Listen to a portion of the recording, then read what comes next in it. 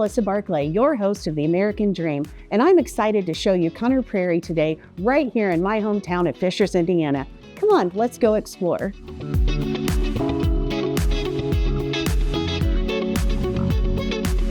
Now we're going to go meet with Andrew Bradford. He's the Chief Advancement Officer here at Connor Prairie, and he's going to tell us all about Connor Prairie. Can't wait to meet him.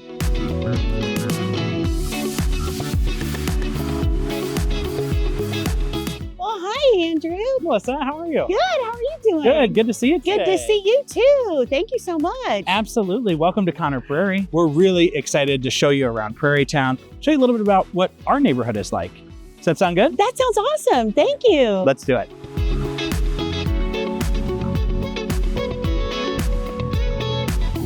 As a museum, a Smithsonian affiliate, in fact. Yes, I just recently learned that. Yeah, that allows us to think about how do we serve the incredible residents of Hamilton County, of Central Indiana, really though, of the globe as we think about the way in which museums bridge communities. And this is 1836 Prairie Town.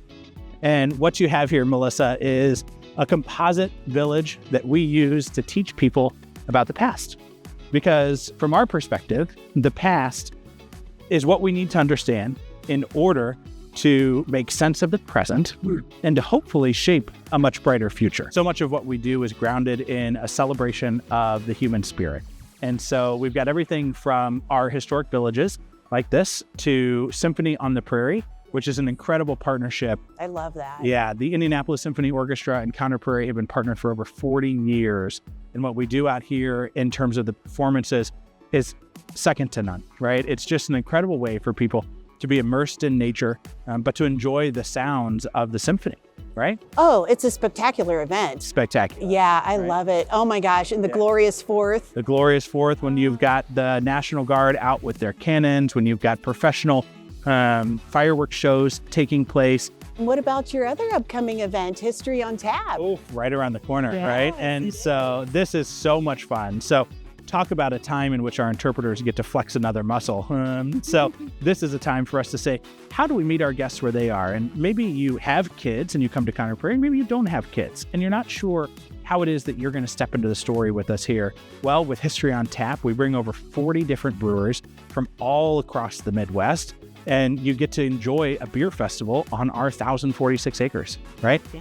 We dribble it with a little bit of history on top, right? And so our interpreters are out here talking about the ways in which beer would have been made in the 1800s while you're sipping and enjoying a modern beer, whether that's from Mashcraft, right? Right. Whether it's a Sun King, right? Yes.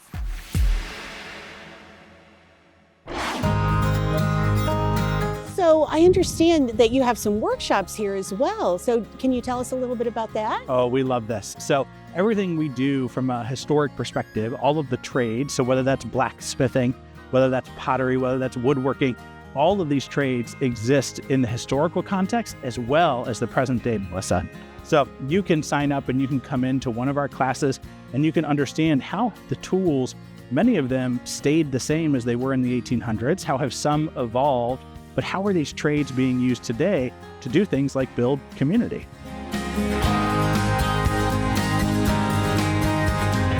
We love using these things, using nature, using history, all as teaching tools. As a museum, one of the largest in the country that does living history like this, many have heard of Colonial Williamsburg.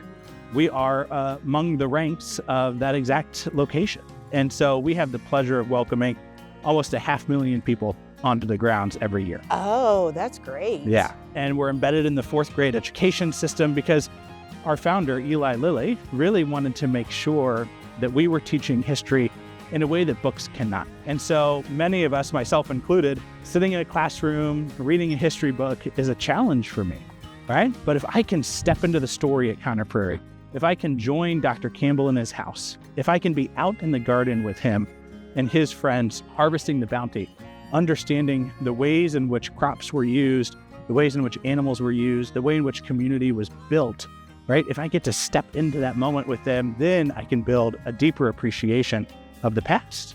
Andrew, thank you so much. It's been such a pleasure. Thank you. I really appreciate your tour today. Absolutely. We hope you learned a little bit about Connor Prairie, and we look forward to seeing you next time.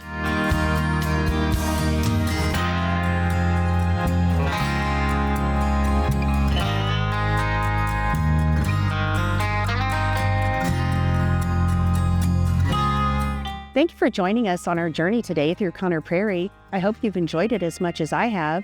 You know, Andrew really said it best when he said Connor Prairie is the one place in Fishers where you can come, unplug, unwind, and be entertained all at the same time. Thanks again. Bon voyage.